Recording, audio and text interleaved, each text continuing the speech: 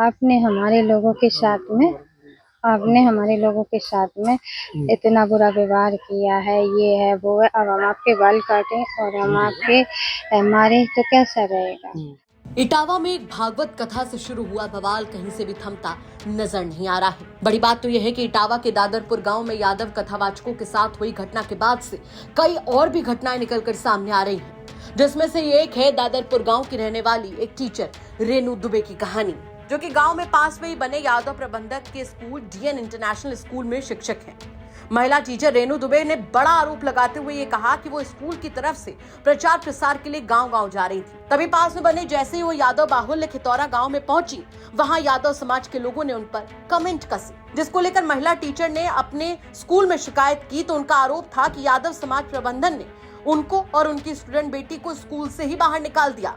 महिला का आरोप है कि वो विधवा है और टीचिंग करके ही अपना जीवन यापन बिताती थी, लेकिन ब्राह्मण होने की वजह से स्कूल प्रबंधन ने उन्हें बाहर निकाल दिया है। मेरा नाम है रेनू दुबे और मैं डीएल इंटरनेशनल स्कूल में पढ़ाती थी।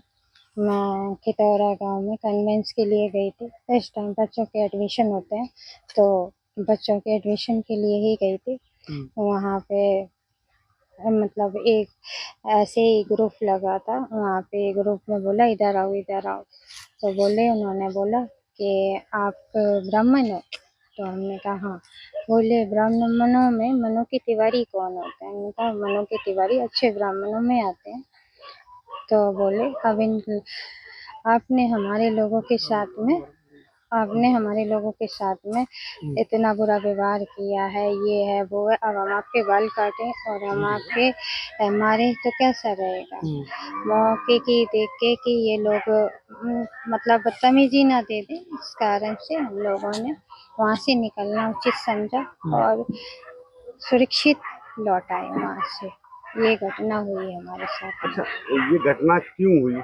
ये घटना इसलिए हुई कि यहाँ पर एक भागवत हुई थी। भागवत में दो मतलब भागवत पढ़ने के लिए दो आए थे।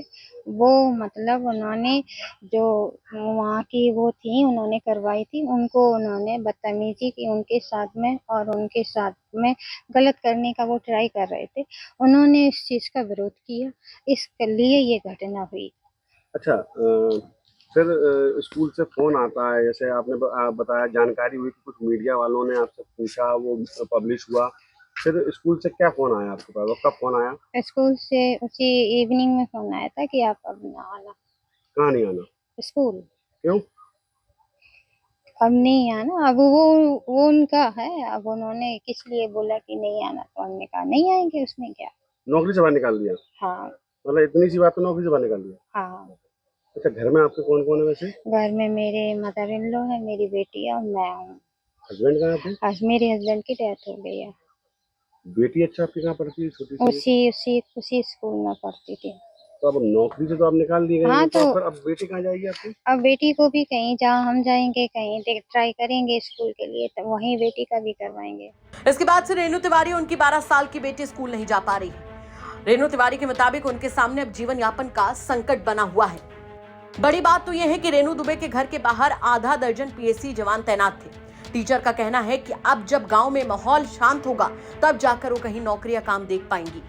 वहीं दूसरी तरफ स्कूल नीलम दुबे के इन तमाम आरोपों को सिरे से खारिज कर रहा है। स्कूल की प्रधानाचार्य नीलम मिश्रा बताती हैं कि उन्हें किसी ने स्कूल से निकाला नहीं है, बल्कि गांव में माहौल को देखते हुए उन्हें 2-3 दिन आराम करने के लिए छुट्टी दी है, ताकि कोई भी विवाद खड़ा ना हो।